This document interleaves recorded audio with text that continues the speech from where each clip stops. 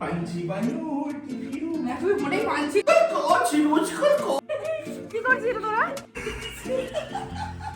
Good morning friends, আজকে Sunday আর রবিবার দিন আমার ছুটি থাকে, সুস্মিতারও ছুটি থাকে, আমাদের দুজনের অনেক কিছু প্ল্যান থাকে। কিন্তু সুস্মিতা আজকে রেডি হয়ে নিয়েছে, ও চললো হচ্ছে দোকানে, ওর বাবার যেহেতু শরীরটা খারাপ।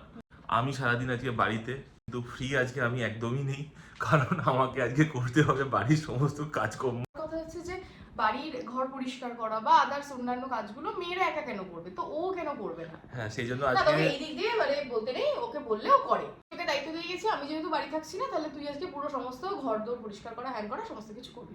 দিন এরকম এরকম একা চলে যাচ্ছিস কিসের জন্য দোকানে আমাকে ছেড়ে?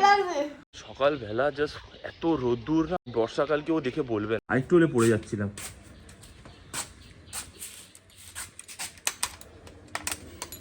সুস্মিতাকে নিয়ে এলাম দোকানে, মানে দোকান খুলতে না খুলতে সঙ্গে সঙ্গে খরিদ্দারের চাপ বেড়ে গেছে, বেচারা ঘেমে নে এক হয়ে গেছে। গরম তো সে তো অবশ্যই 1 মিনিটের বৃষ্টি পুরো ভিজিয়ে চান করে দিল সব।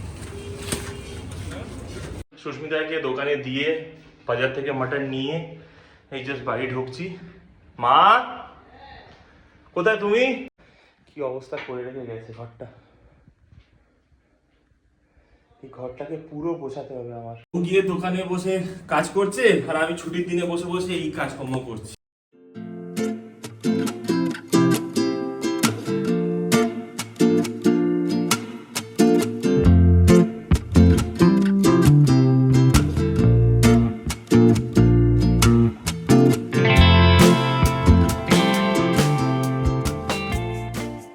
তো তোমরা খানিকটা আগে তো দেখলে ঘরটার কি বাজে অবস্থা ছিল, এবার আমি তোমাদেরকে দেখাবো ঘরটা আমি কতটা পরিষ্কার করতে পেরেছি।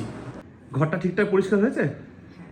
আমি দেখে অবাক, দারুণ পরিষ্কার করেছে, সত্যি ভালো পরিষ্কার কিন্তু করেছে। তোকে পুরো বিধ্বস্ত লাগছে, আমার ফর্সা বউ এতটা কালো হয়ে গেছে আমি সহ্য করতে পারছি না। না না, আসলে আমার এতটাও তো ধকলের অভ্যাস নেই, আমি দোকানে যাই অবভিয়াসলি, কিন্তু মাথার ওপর বাবা মানে বসে থাকে, বাবা ওই পুরো জিনিসটা দেখে, আমি শিখছি, সেটা একটা আলাদা ব্যাপার। আর পুরোটা মানে তার অনুপস্থিতিতে পুরোটা নিজে হাতে হ্যান্ডেল করা, সেটা একটা আলাদা ব্যাপার।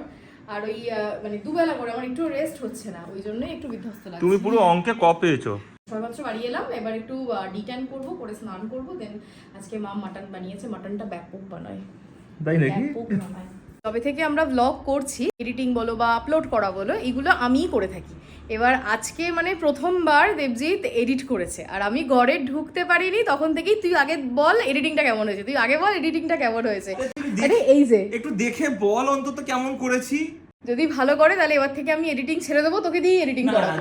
আমাকে ছেড়ে দিতে হবে না, না না তুই কর না, বহুত মাথামারি জিনিস, আমার লাগবে না, তুই করিস, তুই কর, আমি তোকে হেল্প করবো। তো অনেকক্ষণ ধরে অপেক্ষা করছিলাম কতক্ষণে রান্না কমপ্লিট হবে, খেতে বসবো, আর আলটিমেট শেষ হবে। মেনুতে আজকে আছে লাভলি বেগুন দিয়ে, এটা কি বানিয়েছে আমি জানি না, কাঁকরোল ভাজা, ডাল, আর এইটা হচ্ছে সেই মায়ের স্পেশাল মাটন, বেগুন ফ্রাই।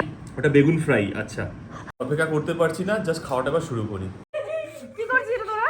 গেঞ্জি বড় হচ্ছে। কি হচ্ছে, গেঞ্জিটা টাইট হয়ে গেছে তাই বড় করছিস? হ্যাঁ, গেঞ্জিটা বড় করে নিলাম গা। ওর গেঞ্জি টাইট হয়ে আমি তো একটা কাপড়ে দিয়েছি, এখানে লাল করে চাকতি, ওরে দরজার গায়ে গামছা ঝুলছে। গেল গেল গেল আজ।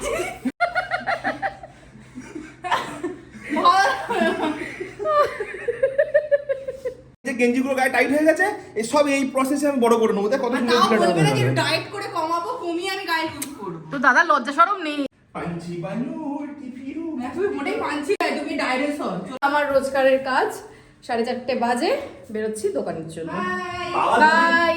বাবা দুদিন অসুস্থ হয়েছে, দুদিন দোকান যাচ্ছে, রোজকার কাজ। ও প্লিজ। সো এখন বাজে 11টা, আমি জাস্ট কিছুক্ষণ আগে বাড়ি এলাম দোকান থেকে। ও বাড়িতেও গিয়েছিলাম বাবাকে দেখতে, আগের থেকে এখন একটু অনেকটা ভালো আছে।